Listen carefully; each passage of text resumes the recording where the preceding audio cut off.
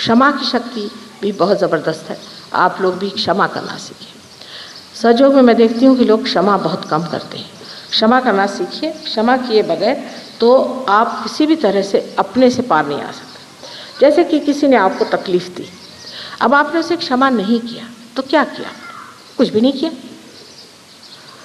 क्षमा नहीं किया माने क्या किया? कुछ भी नहीं किया। और क्षमा किया माने भी कुछ नहीं किया वैसे देखा जाए तो। पर अगर क्षमा किया कहा तो जो क्षमा न करने से आप दूसरों के हाथों में खेल रहे थे, वो सब उसकी शक्ति ही नष्ट हो जाती। ये विध्वंस शक्ति नष्ट हो जाती। पर जो क्षमाशील होते हैं उनकी शक्ति इतनी ज़बरदस्त होती है कि वो जहाँ भी खड़े हो जाएं, उनके क्षमा के कारण लोग पुण्यवान हो सकते हैं।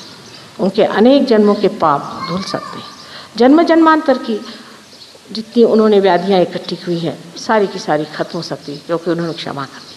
सारे पापों के विमोचन जो होते हैं वो सिर्फ क्षमा शक्ति से होते हैं। हम बहुत बार परमात्मा को कहते हैं कि तुम क्षमा के सागर हो, और ये भी कहते हैं कि तुम पाप के विमोचन हमारे सब पापों को आप नष्ट कर दीजिए। वो कैसे करते हैं? सिर्फ क्षमा से। एक शब्द क्षमा का कहने से ही, उनके एक नज़र से ही, उस क्षमा की नज़र से ही सारे पाप नष्ट हो जाते हैं।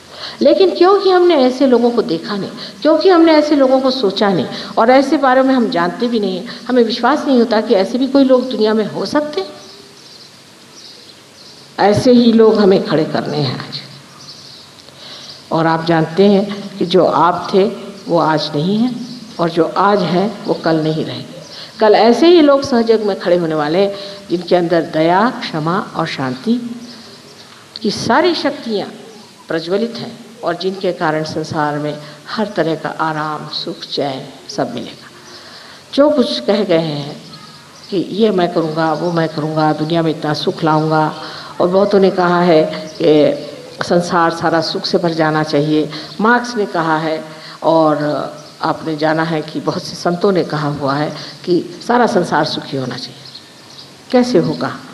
एक ही तरीका है, जब मनुष्य अपने उत्थान में कुंडलिनी की जागृति पाएगा तो उसकी मानसिक, बौद्धिक, शारीरिक, सांपत्तिक, इतना ही नहीं पर पूरी तरह से उसकी इस कदर परिवर्तनशील शक्ति हो जाएगी कि वो हर चीज़ को बदल सकता है। हर चीज़ को बदल देगा। कोई आफत आई तो उसको बदल देगा, कोई लहर आई तो उसको बदल देगा, कोई पहाड़ आए तो उसको टर सकता है। ये महान शक्ति आपके अंदर कुंडलिनी के द्वारा आ सकती है क्योंकि आपने अपनी आत्मा को प्राप्त किया। इसलिए इस शक्ति को प्राप्त करने के लिए जो छोटे छोटे नियम सहयोग के हैं उनको करना चाहिए। अपने को पहले माफ़ करें, अपने को पहले प्रेम करें, अपने गौरव को पहले जानें,